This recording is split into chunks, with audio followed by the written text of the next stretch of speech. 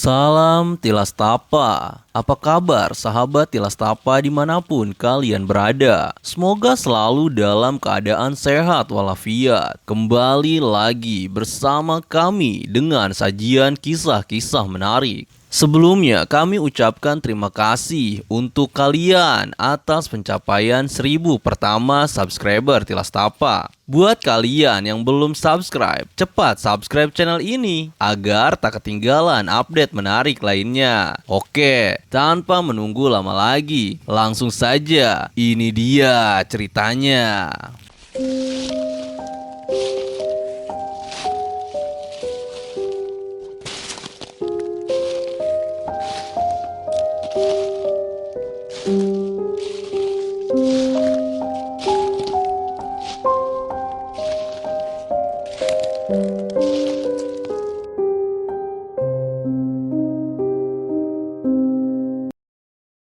Di tengah hiruk-pikuk kesibukan perkotaan dan gemerlapnya gedung-gedung pencakar langit, ternyata tak lepas dari sisi lain yang menyelimutinya. Meski hidup di tengah kemajuan zaman dan teknologi, hal itu tak mampu menghilangkan keyakinan sebagian besar masyarakat di perkotaan akan adanya makhluk lain yang hidup di sekitar. Walaupun sebagian orang juga ada yang tak mempercayai adanya makhluk gaib dan menyebutnya sebagai kisah tahayul. Fenomena-fenomena janggal yang dialami oleh seseorang kerap kali dikaitkan dengan kehadiran sosok gaib yang usil. Bahkan yang lebih ekstrimnya, banyak orang yang mengklaim pernah bertemu makhluk astral dengan mata kepala mereka sendiri. Nah, kali ini Tilastapa akan mencoba bercerita tentang kisah seseorang yang mengaku pernah dikerjain sama sosok makhluk astral yang usil. Namanya adalah Boim. Lelaki berusia kepala 3 itu berasal dari kampung dan merantau mengadu nasib ke ibu kota Jakarta. Lantaran belum mendapatkan pekerjaan yang pasti, Boim memutuskan untuk mendaftarkan diri menjadi mitra ojol. Hari demi hari ia lewatkan dengan mencari orderan ke sana kemari, menarik tali gas motornya untuk menyambung hidup.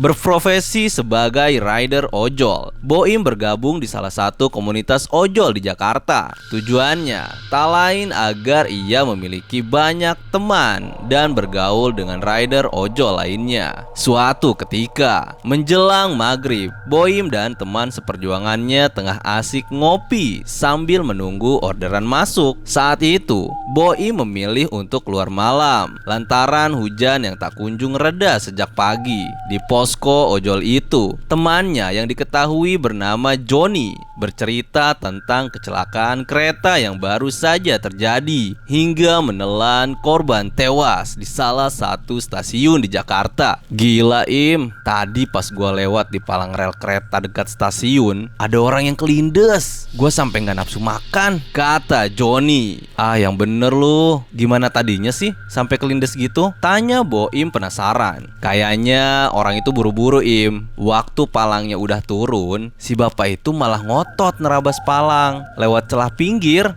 Pas di tengah rel, abis tuh orang kelindes kereta. Merinding gua kalau inget jasadnya, kepalanya sampai putus. Innalillahi, kasihan tuh orang, respon Boim dengan wajah serius. Lalu Joni mengaitkan kejadian itu dengan setan budeg yang konon suka menutup telinga manusia ketika melewati jalur kereta api. Makanya banyak kejadian orang yang tidak menyadari ada kereta yang melintas. Meski klakson kereta berbunyi dengan kerasnya, kalian juga pasti pernah mendengar misteri setan budeg. Saking santernya cerita setan budeg, pada tahun 2009, seorang sutradara bernama Vindo Purwono pernah mengangkat kisah itu ke layar lebar dengan judul Setan Budeg. Mendengar Joni bercerita, Boim menanggapinya dengan santai. Ah, itu mah cuma ada di film aja John, jangan berlebihan. Gak baik ngomongin orang meninggal gara-gara setan. kan? Ya gua kan cuma cerita aja Im, sahut Joni.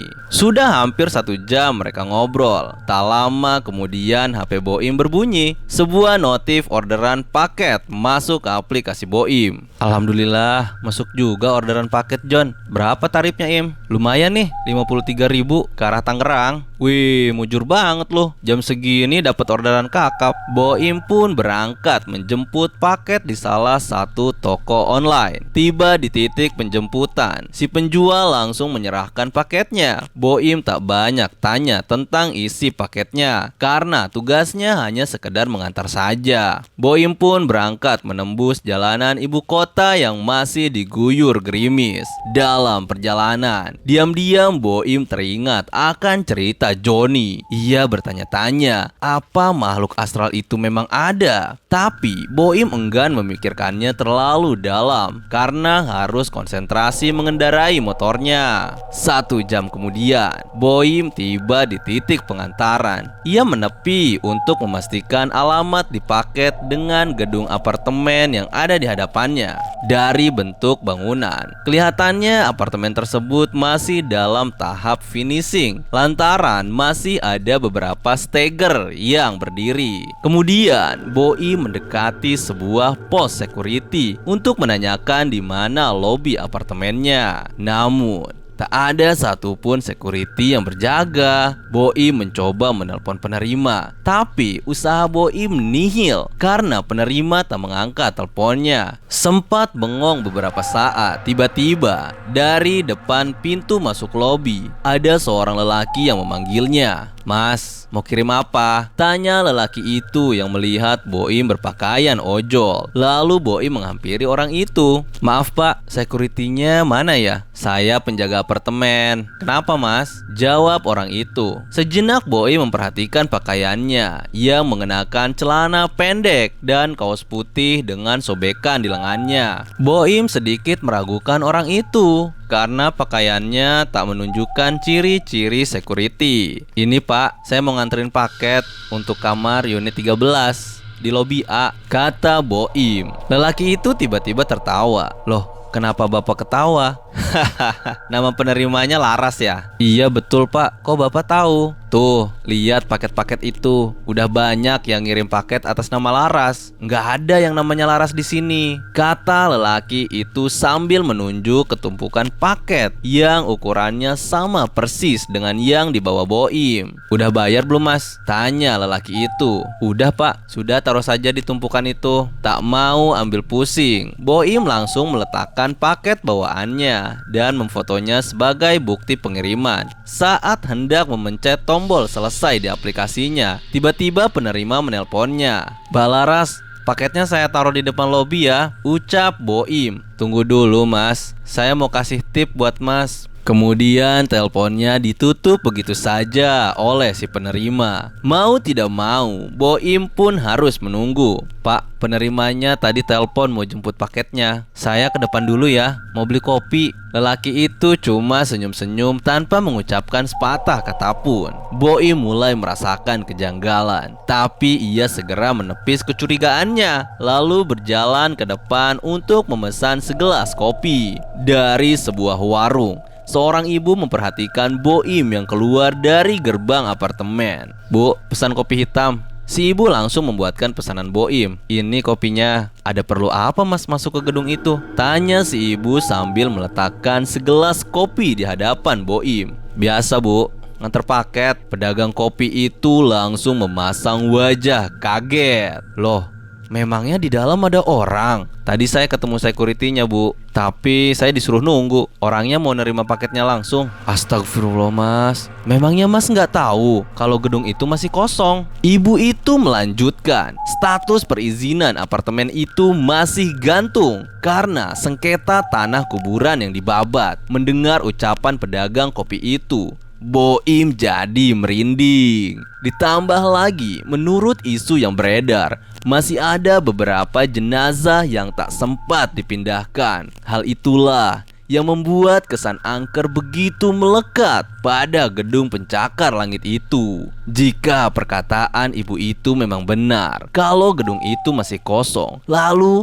siapa gerangan lelaki yang Boim temui di dalam?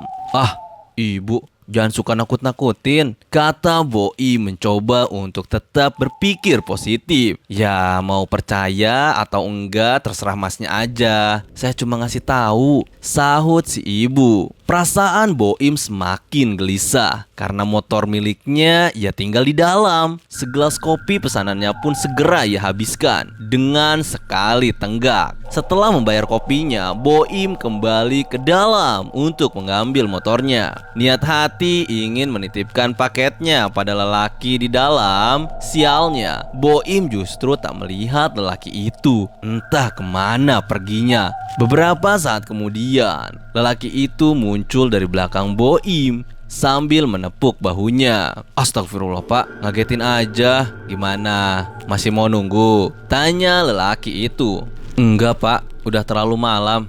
Saya titip paketnya saja ya pak." "Boleh, tapi tunggu dulu. Coba buka paketnya. Saya mau mastiin itu bukan barang berbahaya," kata lelaki itu. Karena sudah gemetaran menahan rasa takut, refleks saja Boim menuruti permintaan lelaki itu. Namun, ketika isi paketnya dibuka, betapa terkejutnya Boim mengetahui bahwa plastik yang ia bawa berisikan kain kafan dan wewangian untuk jenazah. Lelaki itu tiba-tiba tertawa meringkik saat Boim menoleh ke arah lelaki itu. Ia menghilang, padahal suara ketawanya masih terdengar di telinga Boim. Sontak saja Boim ngibrit ketakutan dan buru-buru mendorong motornya keluar gedung sambil berteriak, "Setan! Setan!" Saking ketakutannya, Boim sampai terpleset saat mendorong motornya keluar karena licinnya jalan akibat gerimis yang tak kunjung reda. Badan Boim pun jadi kotor. Bahkan jas hujan yang ia kenakan juga sobek tersangkut step motornya. Ketika sudah di luar gedung, Boim langsung memasang tujuan pulang pada aplikasi Maps dan menarik gas motornya dengan terburu-buru. Di jalan, detak jantung abang ojol tersebut masih dagdikduk karena dibayang-bayangi kejadian janggal yang baru saja ia alami. Pikirannya kemana-mana dan tak fokus memperhatikan jalan. Laju motornya terus dikebut mengikuti arahan Google Map hingga tiba di suatu tempat. Boim baru tersadar bahwa trek yang diarahkan oleh Google Map justru membawanya ke dalam gang-gang kecil di perkampungan pinggiran ibu kota. Boim berhenti sejenak, memastikan arahan Google Maps sesuai dengan posisinya saat ini. Awalnya tak ada yang aneh karena posisi Boim pun sama persis dengan arahan aplikasi penunjuk arah itu. Abang ojol itu pun memutuskan untuk terus berjalan menyusuri jalan perkampungan. Namun, ketika Boim berhasil keluar dari gang kecil itu, suasana sekitar justru semakin gelap. Di sana hanya ada satu lampu bolham yang tergantung di dahan pohon. "Loh, kenapa jalannya becek gini sih?" ujar Boim. Kemudian ia memasang standar 1 dan menyalakan lampu senter di ponselnya. Saat Boim memperhatikan sekitar tanpa disangka-sangka, rupanya saat ini Boim berada di sebuah TPU alias tempat pemakaman umum. Tak ada satupun manusia di sana. Di hadapan Boim hanya ada barisan-barisan kuburan yang terlihat begitu horor. Bayangkan oleh kalian bagaimana rasanya berada di tengah-tengah kuburan yang gelap dan sunyi. Rintik-rintik hujan pun seolah menambah kesan horor dan membuat bulu kuduk semakin merinding. Tapi Boim berusaha tenang. Ia segera memutar motornya untuk balik kanan. Namun dari atas pohon tiba-tiba terdengar suara perempuan menyapa Boim. "Mau kemana bang?"